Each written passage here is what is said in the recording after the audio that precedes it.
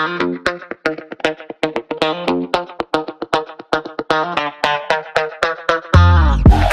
is happening, everybody? I'm Larry Roberts. And I'm Sarah Losi, and this is Branded, your comprehensive guide to creative branding.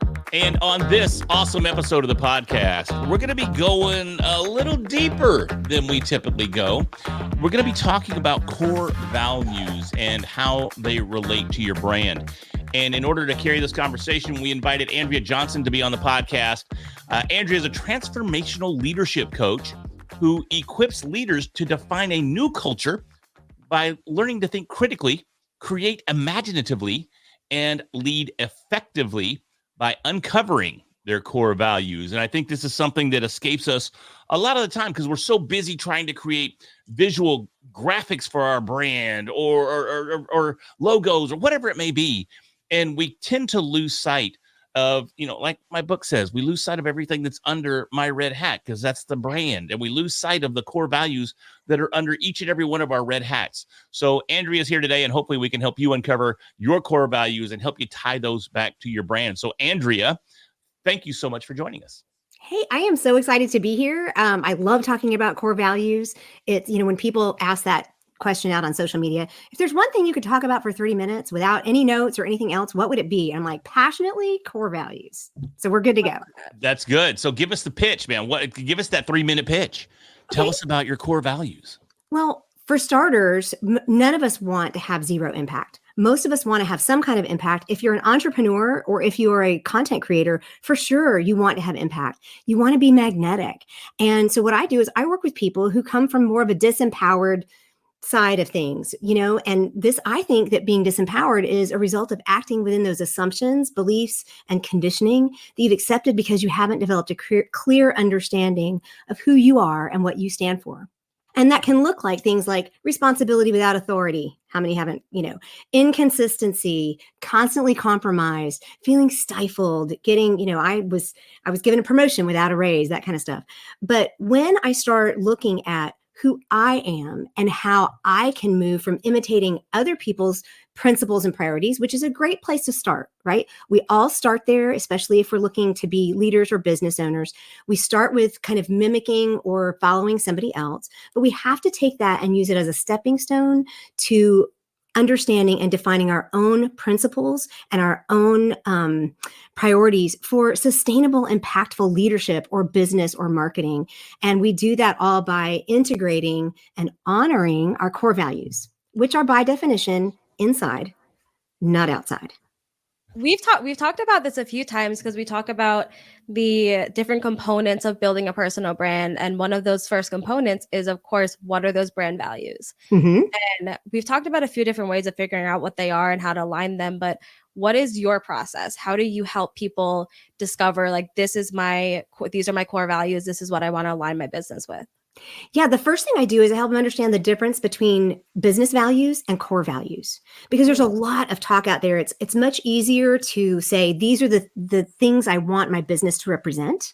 These are the things I want my brand to communicate, because those are not always what our core values are. They may be who we're talking to. They may include things like recognizing, like a red hat, being able to see those kinds of things. But there may be a mission and a vision that you have that you're communicating. But core values are the things that actually motivate you. These are your internal non-negotiables. These are the things that when dishonored, you will break a relationship, right? These are the things that when dishonored, you will, like me, develop an eating disorder because we've allowed them to be dishonored all our lives. These are the things that we're born with that kind of when other people look at us, they say, yep, that's totally Larry, or yep, that's totally Sarah. That's like, those are the things that I've seen all their lives. My mother used to say about me, I'm a Gen Xer, right? So it's like, Andrea, you're the definition of a strong-willed child. And she said that from age 2. But when I look at the things that motivate me and the things that I kind of allowed to be dishonored for probably 30 years of my life, one of them is freedom of thought. I abdicated that for a really long time, and freedom and independence is huge for me because I'm just a strong woman and I just can't help that. And the demographic I was in didn't foster that. So when I learned that and figured it out, I realized, oh, that's just the way I'm wired. And it's a core value that was showing up even as early as 2. But what I mean, it really does. And if you have children, I actually have had a blast helping other people figure out how to start recognizing, even in our kids, what is a core value and what is regular stuff, like regular childhood development. But when we start looking at our own core values, then we figure out where our boundaries lie automatically. It's very simple to see that if respect is a top core value, then that's something that's a boundary that's pretty easy to draw. And when I work with people, it's a simple, I mean, this is not my IP, right? Core values have been out there forever. People like Brene Brown are very big in this area. But when we start looking at them, we look at what everybody else we think might say about us, and then we start looking for things that resonate. And when we narrow those down, I help them actually walk through their own definition of what those things might be, and watching people wake up to the authority that they have to act on their convictions, because they all of a sudden understand, hang on, I'm the biggest perpetrator here of my own core values. And then be able to take those and say, all right, this is who I am. I don't need to be ungracious about it. I just need to live me and be willing to, that's why one of my taglines is my podcast is called Stand Tall and Own It. That's part of what it is. It's being willing to stand up and say, this is who I am. But then if they're a business owner, we actually help them write those into a mission and vision statement, because most solopreneurs are representing themselves, right? So Sure. If we're talking about brands, it could be a business brand or a personal brand. Mm-hmm. And especially for those who are a personal brand, your personal brand should at least honor your core values, if not define, or if not like represent them. Well, I think core value, and you mentioned earlier, there's a difference between business values and personal core values. And I think as a solopreneur, entrepreneur, creator, whatever it may be in that arena, the personal values, the personal core values seem like, to me, they play more of a role in establishing a brand at that level than personal values at a corporate level. Because once you reach a certain level, a certain size of the business and become more of an entity as compared to an individual brand, those values are going to shift and they're going to change. Is that do you find that to be true? Well, sure, because in a business, what you're looking at is, what is the purpose of your business? Who are you there to help? What kind of market share do you need? And when you're doing a personal brand, you have to meet all those things, but you still have to honor you 100%. Whereas if you're like the CEO of a mid-sized business, small to mid-sized business, you've got a bunch of other people that are toeing the line for you, that are actually making your business run, that you want to, you're building a community rather than a personal brand, right? So you're building a community inside your business and for whoever your clients are. I actually just interviewed a woman who has been doing this for about 15 years inside her business. And it was so fun to watch, because I work with people at the infancy stage of this, right? And Sure. We're talking about the beginnings, and to see how she's already done it in her business. And now what they do is they take, and I've had team members that I've worked with do this. They take their own personal core values, and then they have their team walk through their personal core values. And if you're just beginning to figure out what your business values might want to be, it's a great way to do it, because then you can get together as a team and say, we all have this one like particular core value on maybe making sure that the customer has everything they need, or, I mean, that's very broad, but then you can actually put your business, start with a new way of looking at your business core values. And she said when they did that the first time, she looked at her website. She's like, oh, this doesn't even remotely represent anything that we just did. So they redid their whole website, and now they have clients that actually align. And that's another piece, Sarah, you asked about, how do we align? Because I work with a lot of mid-level leaders who may be in a corporation. We don't talk about aligning with any outside value. We talk about honoring what's inside of us and finding a place where that honoring can happen in an aligned fashion. So it sounds like you're finding those internal core values for yourself, but then creating like the guiding principles. Yes. To go with them. Precisely. Okay. And I actually call them life principles. So I work in 3 main areas. I help people figure out their core values. I am a Maxwell certified DiSC consultant, speaker, trainer, coach. So I also help them look at their DiSC, which is, if you've never done that, it's behavioral analysis, but it's communication. So we start with our core values of who we are. We figure out how to communicate them. And then I'm the intentional optimist. That's my brand. You can see all the sunny yellow, but I have my own life principles, the 6 tenets of intentional optimism, which help people figure out how to live those out with grace and ease and in a way that honors everything.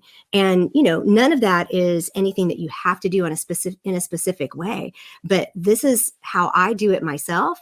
And most of us who are solopreneurs, we figure out how to do things and then we tell others, this is how I got here. Take what you can use and let's see how we can help you get where you need to be. If you don't have the resources to take like a DiSC, because I've taken it multiple times over the years in my corporate life back in the day, but if you don't have the resources for that, how can solopreneurs do something similar and take that a similar analysis to determine exactly where their core values best align with their personality traits?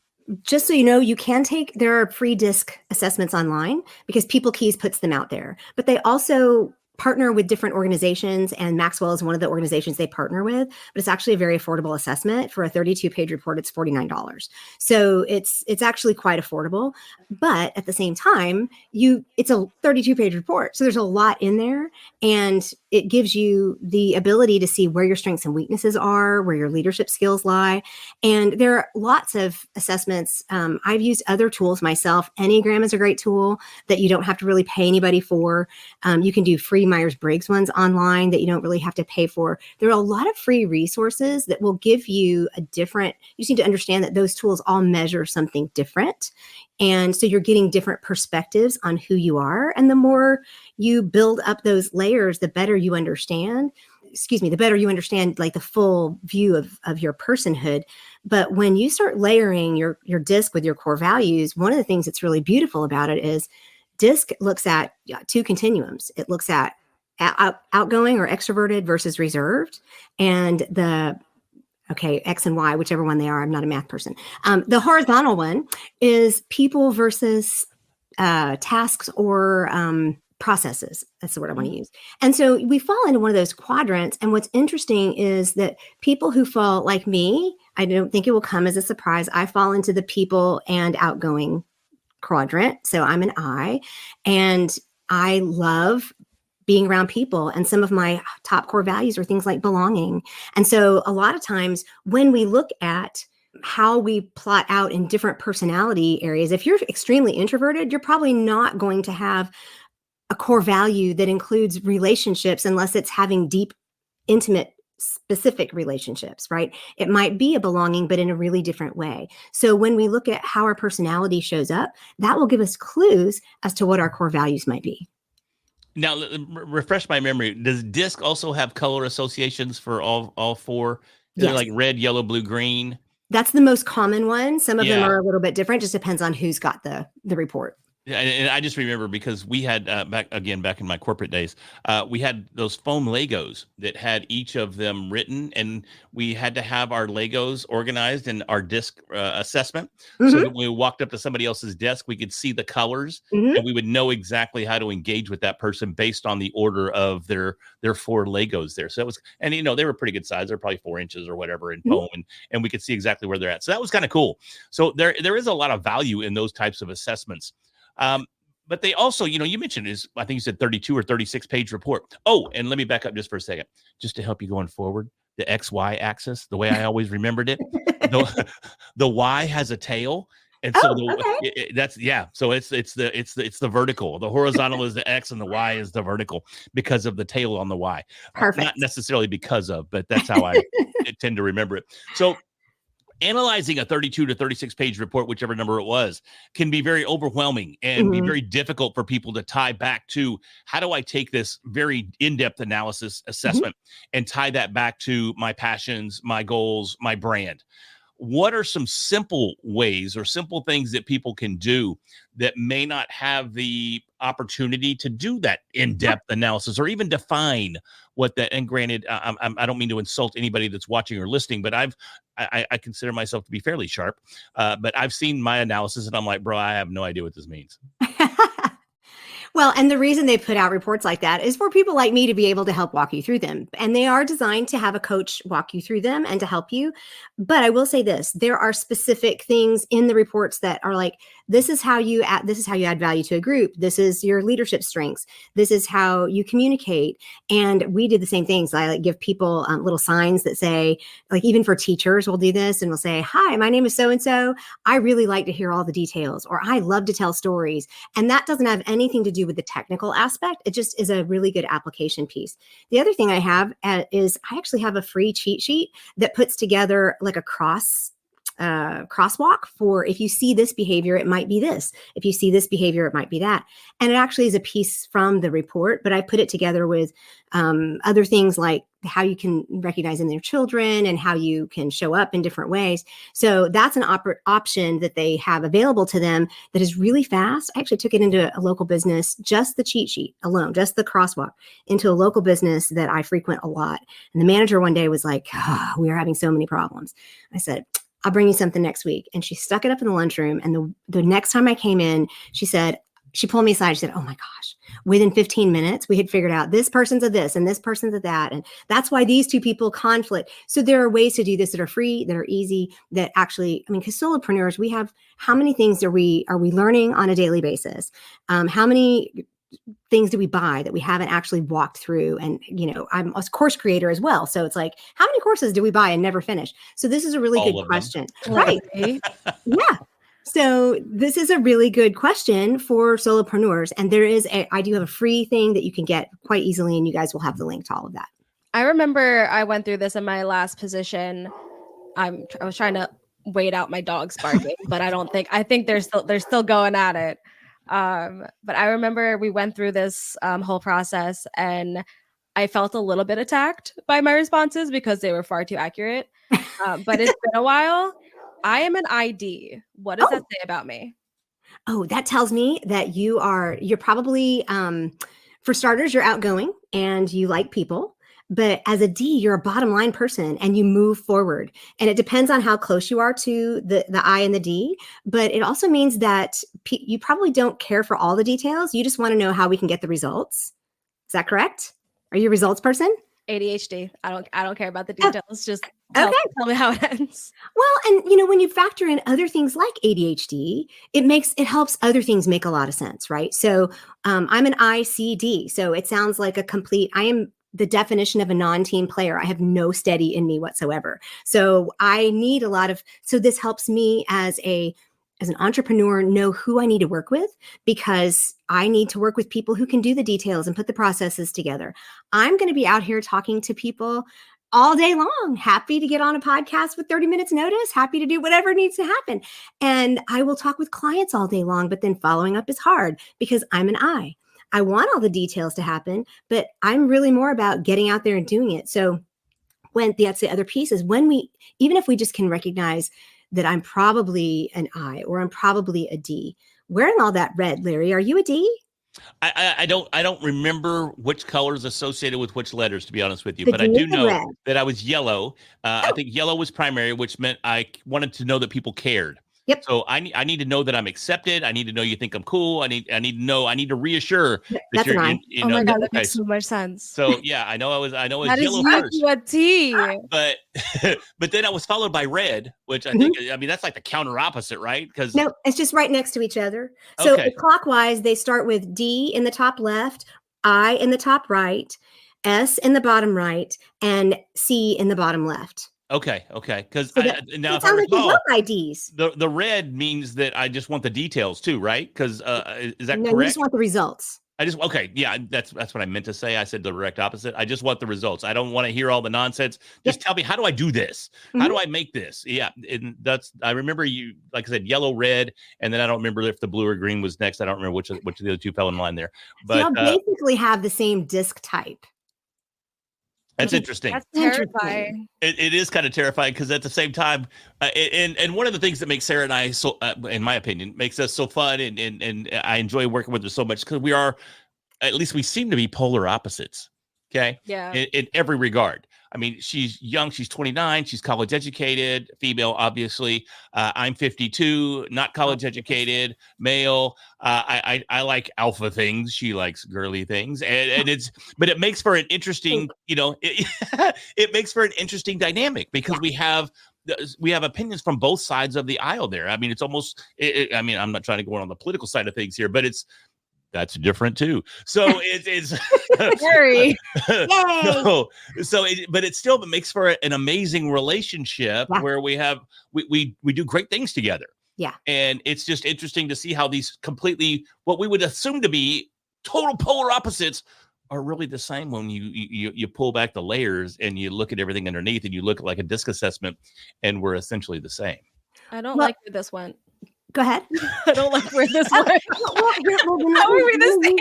No, let me use this as a good case study, because a lot of times we want to let an assessment like a DiSC define us, and it does not. That is just your patterns of communication. It is not who you are, which is why we need to understand core values. Your core values may also be a little bit similar, but everything, even anybody who does your DiSC is going to talk to you about your personality and the way it works out. It's not all just like wiring. It's also nurturing. It's the kind of environment you grew up in. It's what demographic you fall in economically, and your age group and what generation you're in, and all those kinds of things. Polar opposites for us, which can feel like polar opposites, but you both have a high I, which means you're both interested in people, which means you're both interested in hearing other people's perspectives, which means you're both interested in making sure that nobody feels rejected, right? So you do that for each other. And this is just a beautiful example of how DiSC can show up in ways that you don't expect, but your core values somewhere in there are aligning so that it works out really, really nicely. Does that feel a little less attacky? A little. Well, we've had this conversation about like what our core values are, and I do feel like they have overlapped. I know I always say it's like creativity and authenticity. Larry's definitely on board with creativity, authenticity. I know we usually say 3, and I don't think the other 2 are the same. I don't remember what they are. Yeah, I don't recall either off the top of my head. I'm still just in awe of hearing how much we actually align. And I think we know it, but it's extremely difficult to understand it. Yeah. And I think most solopreneurs and beginning brand builders are going through that same question. Really, what are my core values? Because you may think, if you were to really dial it back, I go, well, just being a tough guy is my core value, and being a man is my core value. But it's really not, I mean, if and Sarah's pointed this out on multiple occasions. When the hat comes off, I'm a totally different cat. I mean, just a completely different person. Yeah. Not to say that the person with the hat on is a facade. But it's a different piece of your personality that comes out in different scenarios. And I'm the same way, because according to the DiSC profile, I'm like really outgoing. No. Me too. I have a conference persona. I pretend I'm outgoing, and then I get home and I'm like, no one but my dogs talk to me for 5 to 7 business days. I love it. I understand. And this is why it's like I mentioned earlier, there's different assessments to take. Sure. I actually did a whole podcast series on the different tools that I use and why, because they show us different things. And when you look at the Myers-Briggs, that's going to show you outgoing and introverted, like extroverted and introverted. And I'm right on the line. And a lot of people will show up DiSC I, which means we're people. Remember that XY thing? That we're people oriented, and we are quote unquote outgoing. It's less reserved. It doesn't mean extroverted, right? So when we talk about needing extroversion or introversion, when you talk about Myers-Briggs, that's where you get your energy. So didn't mean to devolve into all these different types of personality type things, but this is why it's important to me for us to understand ourselves. And when you talk about authenticity being a core value, it's going to show up for you in ways that are different, because Larry being authentic, sorry, I'm pointing and nobody knows where I'm pointing at. Larry being authentic and Sarah being authentic are very different things, but knowing that you both have authenticity as something that's probably very important to you, you allow the other to do that. Because there's a few things that I want people to understand about core values. I do workshops and I have a course and I do coaching and all that kind of stuff. But when I start a workshop, I always tell people, and I always get pushback. If you tell me that faith, family, and country are your core values, we will start over, because none of those things are inside you. They are all expressions, or they are all outside you. And so when we start talking about core values, we need to understand they're intrinsic. They've been with you from the beginning. They are invisible with very visible results when they are dishonored. Okay, so it's not something like your family. It might be, for me, it's belonging, and that shows up in how I interact with my family and why my family is important to me. They are reciprocal, meaning it's just as important to me as it is to you. I just had a client call yesterday, and I know that her top core value is respect. And we had a couple of conversations when it was an emergency coaching session. She said, "Can you meet this afternoon?" I said, "Sure." And when we were in our coaching, doing our coaching program, she manages the front desk people. And there's this one person that's just dragging me down. Do I need to lower my energy with everybody? Or do I need to just kind of treat her the same as I treat everybody else? And I'm like, I need you to answer that. What is your top core value? And she goes, "Oh," because respect is her top core value. Sure. And I said, is it respectful to lower the energy on everybody just because this one person's getting on your nerves? Or is it respectful to treat this person with respect the same way? And she said, "Oh my gosh." And so even yesterday, because she's actually leaving the job and going someplace else, and how do I leave and how do I do this? I said, "What's your top core value?" Right? So she said, "Okay, I need to act with respect," because it's just as important for the people around her to be respected as it is for her to be respected. So these are little tests that you can do when you start looking at what your non-negotiables might be, because we all have them. And 100% of the people who come to me or hop on a call with me or a podcast think they know what their core values are. Yeah. 100% of them don't. And if you've done some work, you probably know one or two, maybe three. But when you start really looking and going deep, it can be a little scary, because we're not taught to do that. We're taught to be performative. We are taught to exhibit specific behaviors. We're not taught to look inside. And we're kind of taught, depending on where you come from and what your demographic is, that what's inside might be bad. And so when we start looking inside, we get scared. The reality is, I believe we're all created with purpose and with beauty, and that everything that we find in there could have a good expression or a bad expression. So we need to figure out the best way to do it. Because when we show up, y'all, with our core values honored, then we are bringing to the table the one thing that nobody else can bring. I get cold chills every time I say this. It is that important and that imperative. And they have affected every decision you've ever made, every tear you've ever cried, every time you laugh, every time you see scrolling through Instagram and find something that really just I have to share this with my friends. You know what I mean? It's all of those things are either touching on a core value or are affecting one. Anything that makes you really angry. If you look back over the last 2 weeks, what is the one thing that just, then you've probably got the opposite core value being kind of dishonored. So it's that important for us to understand what they are, and they're not that hard to figure out when we really look. I'm sitting here figuring out Larry's.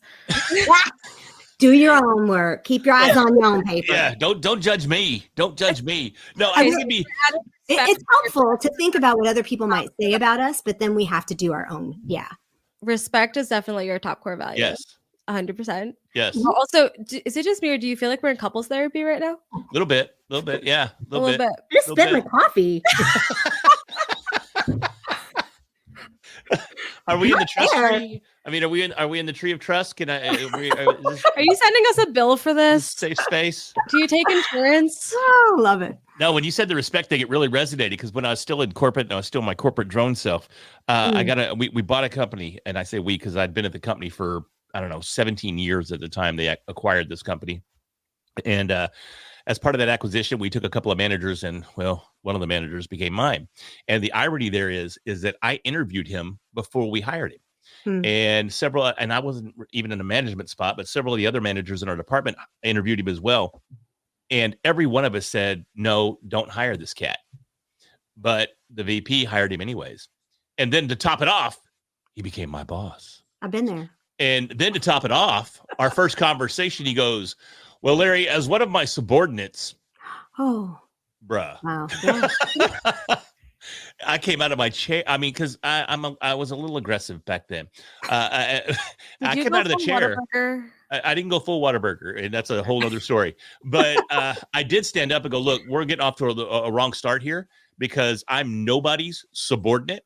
Mm. And if you want my respect, you got to earn it. And by insulting me and my integrity and my position within the company that I've been for almost 20 years, calling me a subordinate is a massive insult. So that, I mean, that I don't even like using the word, but it triggered me. You know, I mean, it was definitely a trigger for me because again, respect is number one. So when you were saying that, it's really interesting, and it drives me to want to take a DiSC assessment again.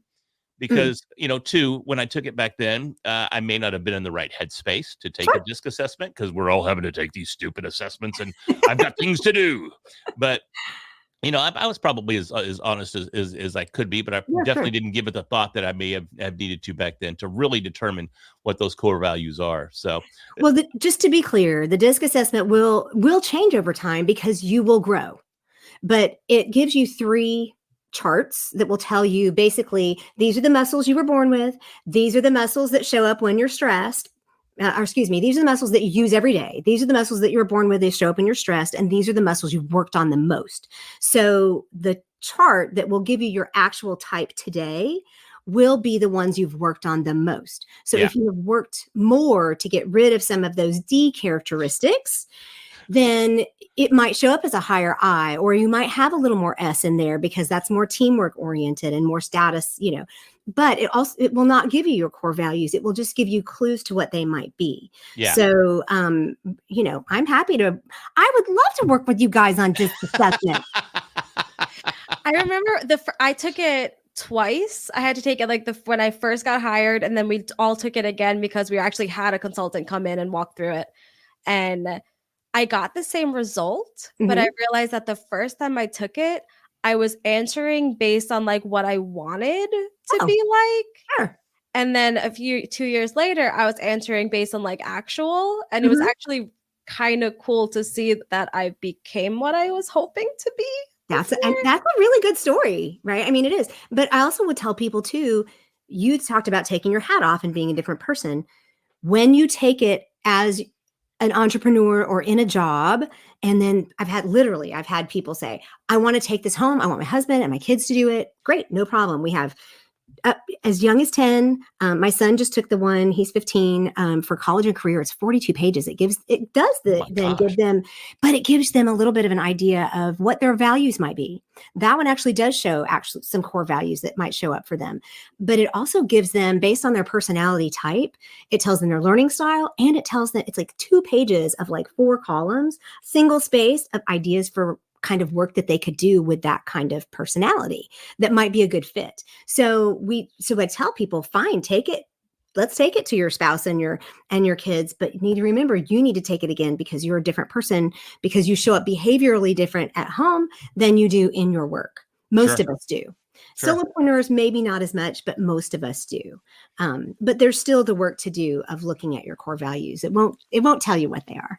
I want to take the job one. What should I went through so many things of this is what I'm going to be when I grow up.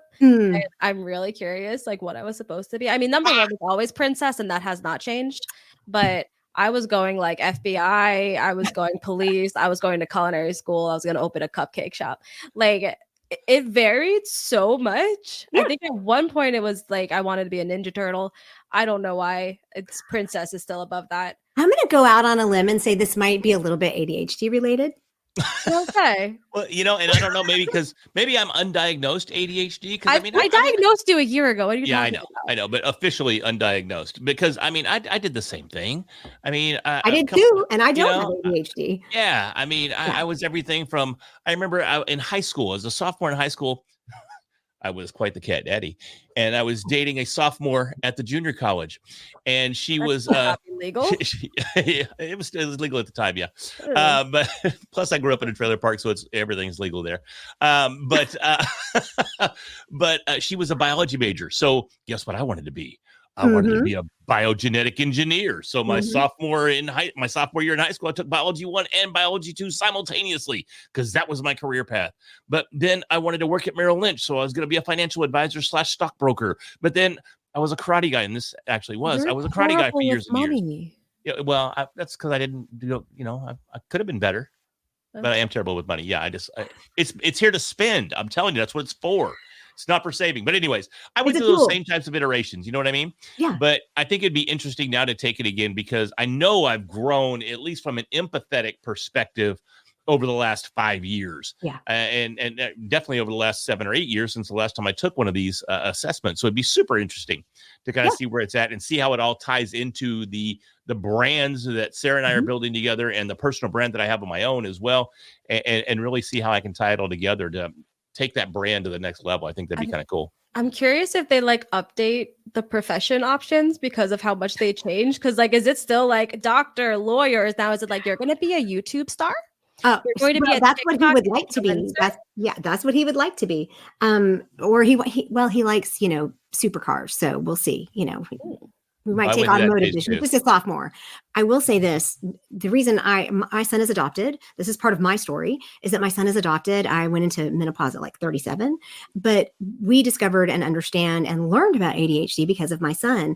And so here's the deal. Even if you have ADHD, it is a superpower. It gives you the ability to be multi-passionate and look at all these different things, and using all these tools in understanding your ADHD and how it shows up for you will give you the ability to do things that nobody else can do. So I don't know how y'all ever look at it, but I see it as a Ferrari brain with bicycle brakes, right? It's just figure it out, because if you just figure out how to harness that Ferrari power, you're in great shape. Multiple passions, yes. Yeah. However, actually following through with any of them, no.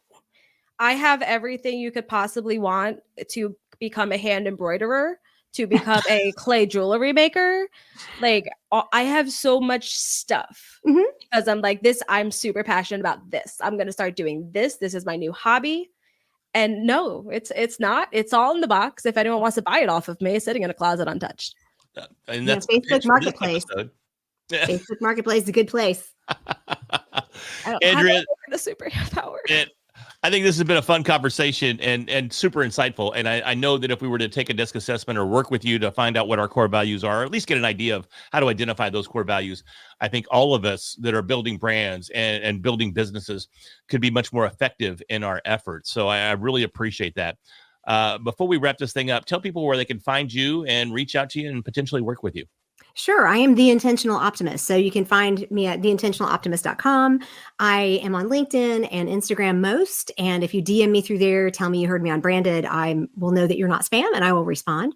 But I love hearing that way. You can email me. I also have a podcast called Stand Tall and Own It. And I just mentioned that I did a whole series on the tools that I use. And I just had one interview with a gentleman about ADHD. He discovered it at 57 and he's now 83. And it was amazing. Wow. And so there's plenty of ways to find me. When you go to my website, there's a couple of buttons above my head. One of them says free core values exercise. There's a way to start that is free. But we mentioned the DiSC cheat sheet. If you go to theintentionaloptimist.com/cheat, just cheat plain, you'll get the cheat sheet. And so these are things that you can do on your own, and then reach out to me if you need extra help. I'm always here and I love to hear from you. Because I'm an I. That's amazing. Thank you so much once again for joining us. We really appreciate it. My pleasure. Everybody, once again, I know I found a lot of value in this episode. I think you probably learned a little bit more about Sarah and I and Andrea as well. So I think it was a very insightful episode. So if you did... Hopefully not. But if you did find some value in this episode, do us a huge favor. Hit that subscribe button on your favorite podcast player or on YouTube. We'd love to have you at both. If you want to subscribe on both platforms, that'd be amazing. And with that, I am Larry Roberts. I'm Sarah Lucy, and we'll talk to you next week.